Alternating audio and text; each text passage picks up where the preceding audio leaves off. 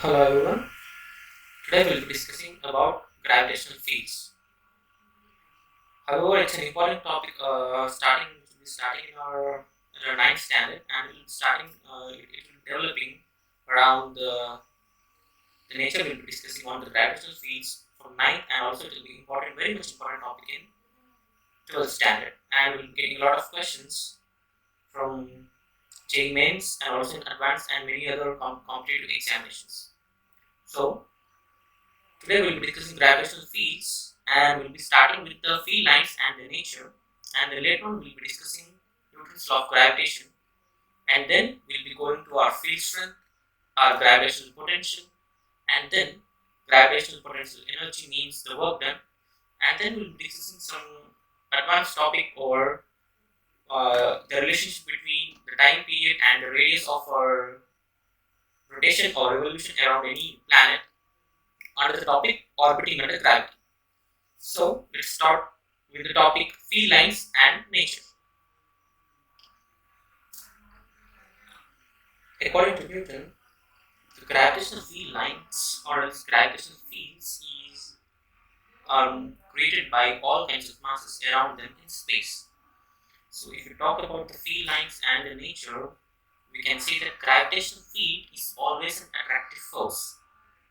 Rather than if we compare it from the electric fields, we get an attractive force and also a repulsive force depending on the kind of charges which we deal with. But in here, the gravitational fields are always attractive force. There is no repulsive, and we will see how the gravitational field lines are usually represented are the field lines always gets inside to the mass which is subjected, means the gravitational field lines always enter the mass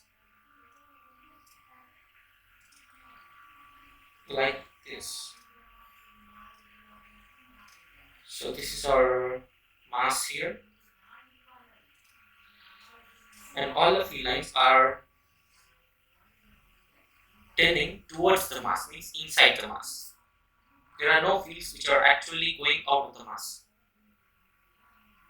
So if we want to discuss the field lines or the fields are always attractive.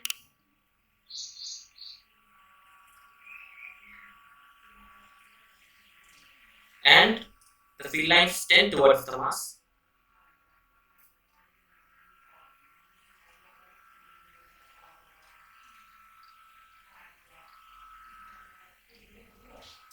So these are the basic how we represent the gravitational field lines and the nature. The nature is very attractive and the direction is always like towards the mass, always inside the mass. Our next topic will be Newton's law of gravitation. So what does this law states? This law states that the force in between any two masses is directly proportional to the product of their masses.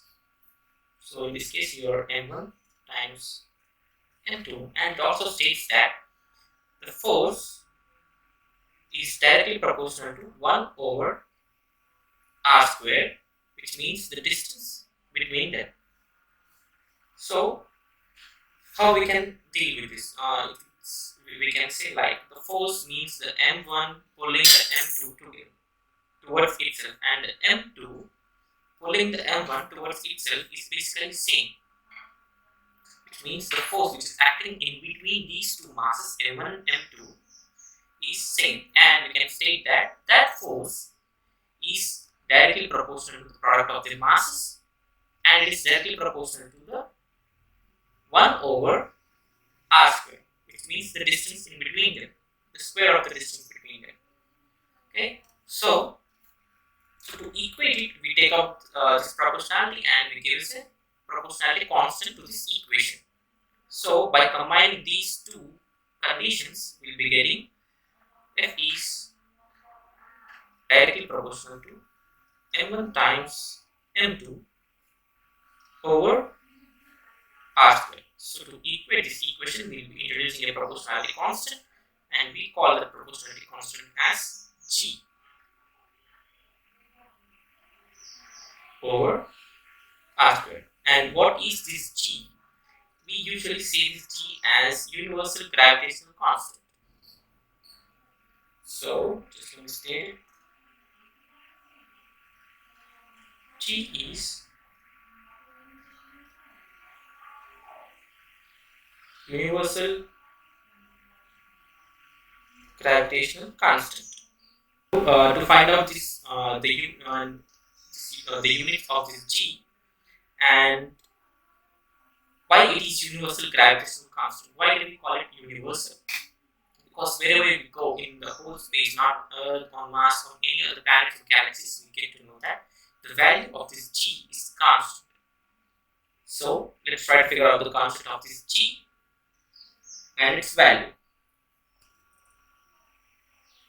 So the value of g is given by, which is equal to 6.67 times 10 raised to 11, and if we talk about its units, sorry, minus 11. If we talk about its units, it will be like force per, sorry, it is like force meter square per kg square.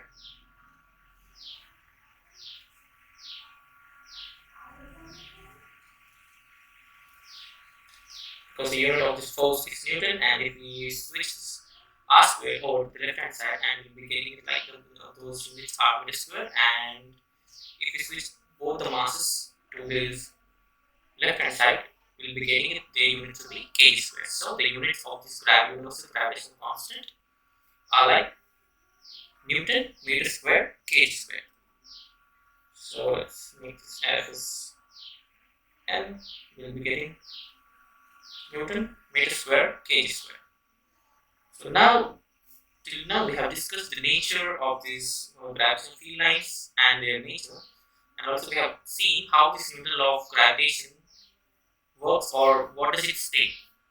And after this point, now we'll be discussing the field strength.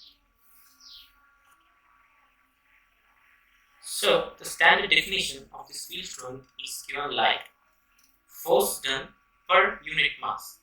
Till now we have seen the equation or for the force part, that is actually force is equal to capital G m1 m2 over r square. So now we get to see, to derive the equation of the field strength, what is the thing?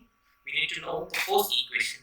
So the force acting per unit mass, which means that its m2 is actually in the field of this m1. So if we make this the force or the kind of force, or is the amount of force which has been experienced for this by the mass m2 because of the field of this m1. So this is basically known as the field strength, the amount of strength which has been acting on the mass m2 which is inside the field of the mass m1. So to get the field strength formula, we gotta just divide this equation, force of equation by m2. So m2 gets cancelled, and the field strength, let's take it as E, or else any kind of variable you want, field strength. So let's take it as Fs. So this field strength is basically equal to G m, Gm over r square. So this is the equation for the field strength. So just like our standard definition says, the field strength is just like the force acting, or else force, the field strength is basically the force per unit mass. So if we consider there is a unit mass inside any field of this m1 which has a unit mass, so the field strength means the force acting per unit mass is known as field strength. So before going to this, the gravitational potential, we will be going through our gravitational potential energy, means the amount of work done. So basically, we know the force equation. Now we can derive the work done. So what is the basic equation for the work done? So we can write as like the work done is equal to force times distance. So W is equal to force times distance.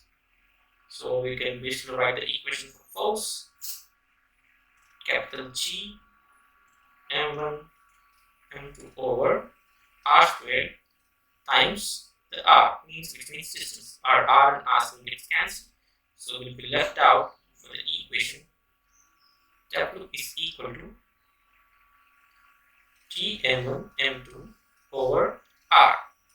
So this is the equation which states our work done inside the gravitational field in between any two masses to move this one mass to from one point to another point inside the gravitational field of another mass. So this concludes the work done or its gravitational potential energy inside the field of any mass m1. So now we can find out the equation from this part, or else we can derive the equation of this gravitational potential, which we basically indicate as phi.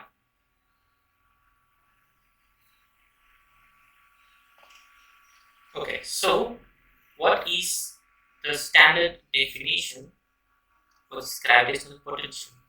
So usually the gravitational potential is stated as work done per unit mass. So we got the work done formula as we have as said, we have derived the equation for this work done in the previous topic, which was like the work done was given by W is equal to Grav's constant G times m1 m2 over r.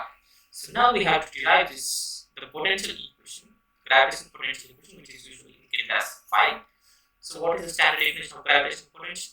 We can say that work done per unit mass. So now if you see the column m, we'll take m2. So here we'll be getting the equation for the phi, or m2 and m2 gets cancelled. The equation which we have left is Gm over r. This is the equation which let's say to find out the gravitational potential. Means the potential experienced by any mass which is inside the field of another mass. So let's consider that this m2 is inside the field of this m1, and now we get to see the potential experienced by this m1 because of this presence of in the field of m1. The potential which has P means some kind of drag which has hurls towards it experienced by this mass m2 is usually given as our gravitational potential, and it will usually indicate as phi. So this is the final expression for our gravitational potential phi. So now we'll skip, but we'll combine all these four things together and we'll see how we can find out the gravitational field strength and also the potential and also the work done from our force formula. So now this part we will compare all these four equations which I have derived till now in this class.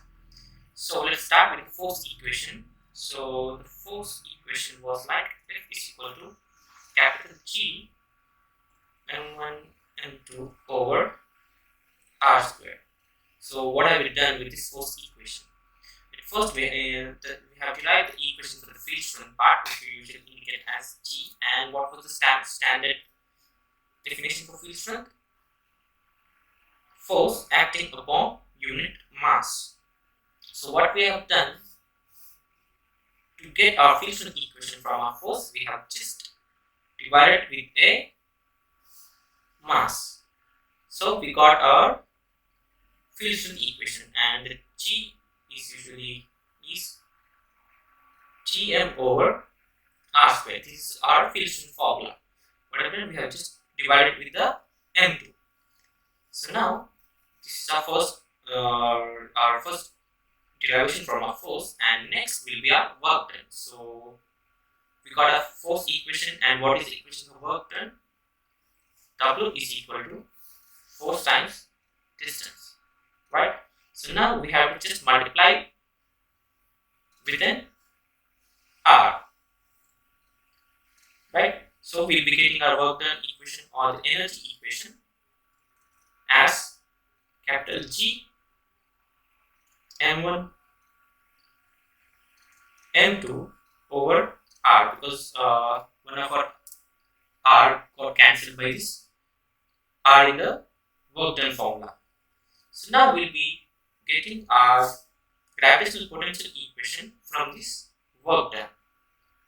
So what is our standard definition of a gravitational potential? So basically gravitational potential standard definition is the work done per unit mass. So what we do, we have to just divide this equation with a mass, so that we will be getting our expression for this gravitational potential. And we gave that this as actually 5 is equal to Gm over r. But in the previous is actually I forgot to mention that the equation is usually balanced because of this minus. 5 is equal to minus Gm over r.